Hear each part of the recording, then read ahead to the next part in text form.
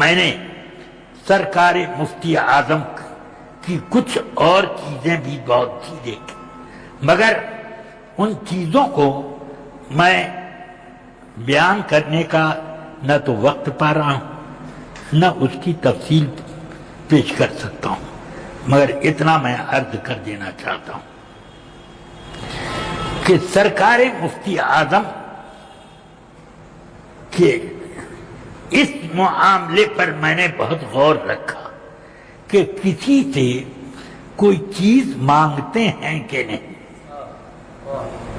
پھر لوگ اپنے مریدوں سے کہہ دیتے ہیں کبھی کبھی، میں تو یہ نہیں کہتا کہ ہمیشہ مانگتے ہیں وہ، مگر بعض منہ لگو مریدوں سے کہہ دیا کرتے ہیں ارے بھائی ذرا 10 کلو آم لا دینا، یا یہ کہ میرا جوتا نہیں ہے، ذرا جوتا ٹوٹ رہا ہے، منہ کھل رہا ہے اس کا، ذرا ایک جوتا لیتے ہیں، ایک جوڑا جوتا میرے لیے لے آنا۔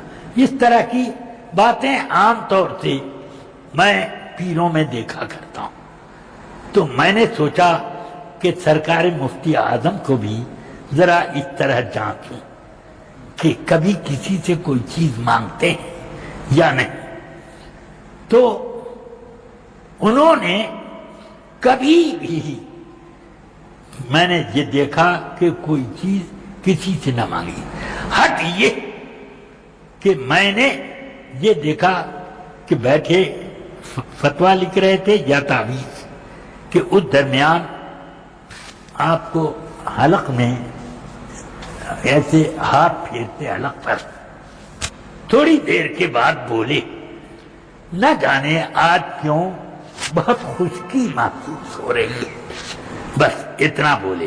مجھے سمجھ میں آ گیا، خادم وہاں موجود تھے، میں نے کہا بابو جی، بابو ہے بابو، کیا؟ سنو، حضرت کو پیاس لگی ہے، 1 گلاس پانی لا کر کے پیش کرو۔ ہاں، جیسا پیتے ہیں حضرت ویسا پانی لا کر کے پیش کرو۔ اب حضرت جس سے بھی کہتے کہ 1 گلاس پانی لیا دو، مجھے پیاس لگی ہے، تو کوئی گناہ تو نہیں ہوتا ہے، یہ گناہ تو نہیں ہوتا، مگر مفتی اعظم کا اپنا جو معاملہ تھا اور اپنی شانیں،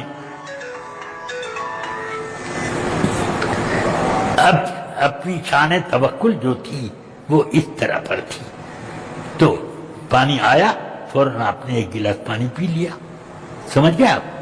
اسی طرح اب بیماری کے زمانے میں جس وقت جس بیماری میں آپ کی وفات شریف ہوئی، ایک مرتبہ میں حاضر ہوا تو فرماتے ہیں کہ بدن بہت چنچنا رہا، اس میں معلوم ہوتا ہے جیسے چیونٹیاں کاٹ رہی۔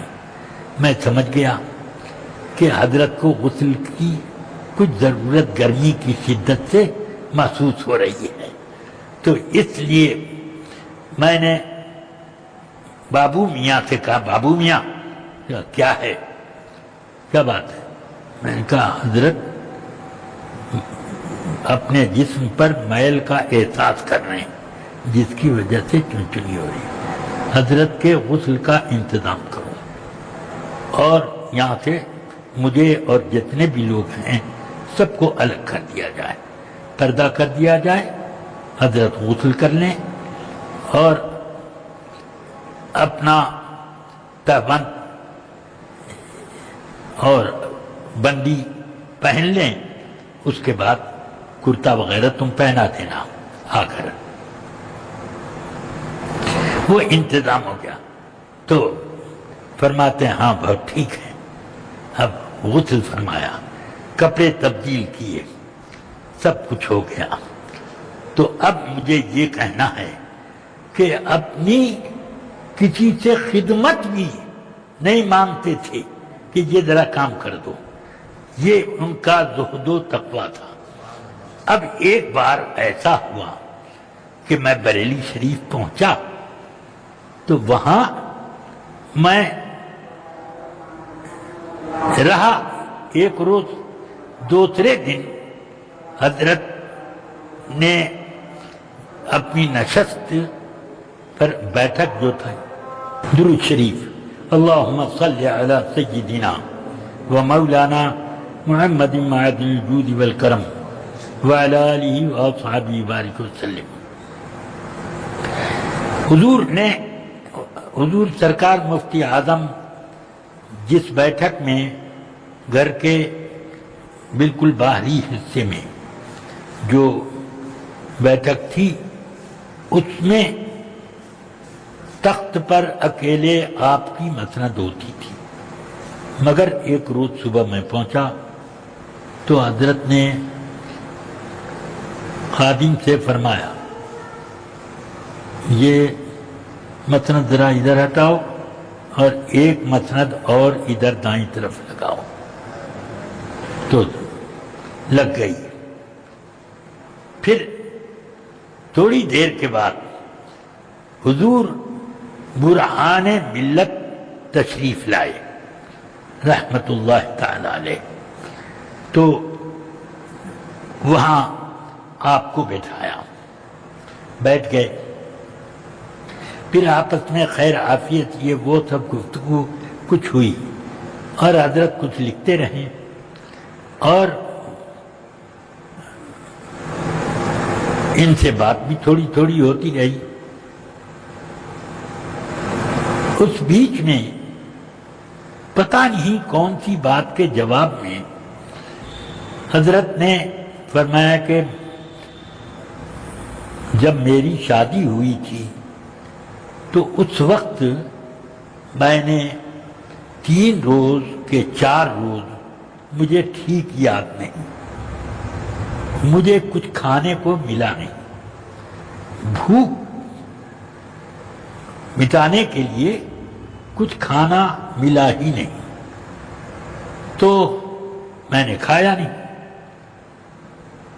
انہوں نے اب وہ لوگ اپنا آپس میں دوست تھے تو فرمایا برہان ملت نے حضور شادی کی خوشی میں بھوک نہیں لگی ہوگی. تو حضرت بڑی سنجیدگی سے فرماتے ہیں جی نہیں، یہ بات نہیں ہے، بلکہ بچپن سے میری یہ عادت ہے کہ میں نے مانگ کر کھانا نہیں کھایا، میں نے مانگ کر کھانا نہیں کھایا. ایک تو مانگنا ہوتا ہے دوسروں کے دروازے پہ جا کے، گھر میں کون ہے جو کہ مانگ کر نہیں کھاتا ہے؟ گھر کے اندر اپنی بیوی ہی سے کم کہہ دے گا کہ کھانا لے آؤ، پانی پلا دو. کہیں کہ میں نے کبھی مانگ کر بچپن سے کھانا نہیں کھایا. 3 روز یا 4 روز ہو گئے تو بڑی اماں کسی کو کہتے ہوں گے، انہوں نے یہ کہا کہ ننھے میاں کو کسی نے کھانا کھلایا، کسی نے کھانا کھلایا. سب گھر کی عورتیں ایک دم اچنبھے میں آ گئیں. نہیں تو تم نے سب کریں کہ نہ کسی نے نہیں دیا کھانے کو. آپ تو وہ جلال میں آ گئی کہ تمہیں معلوم نہیں ہے کہ وہ کبھی مانگ کے کھاتے ہی نہیں، اس لیے جلدی کھانا تیار کرو. اور خود اپنے وہ سینی میں طرح طرح سا کھانا سب حصہ پیالوں میں وغیرہ سجا کر وہ اپنے ہاتھ سے اٹھا کر لائیں اور پھر نوالا بنا کر اپنے ہاتھ سے مجھ کو کھلایا کہ ننھے میاں آپ کو بہت تکلیف ہوئی، ہم لوگوں کو معاف کر دیجیے گا. یہ ذرا میں سوچتا ہوں کہ گھر میں آپ کا بڑے بوڑھے لوگوں میں کیا وقار تھا، کیا عزت تھی، کیا مرتبہ تھا آپ کے زہد و تقوی، اور ولایت کا گویا کہ سب کو اقرار تھا. اور یہ بات تو اعلیٰ حضرت نے بھی کبھی فرمائی تھی کہ میرا یہ بیٹا ولی ہے ولی. ہاں اب چلیے.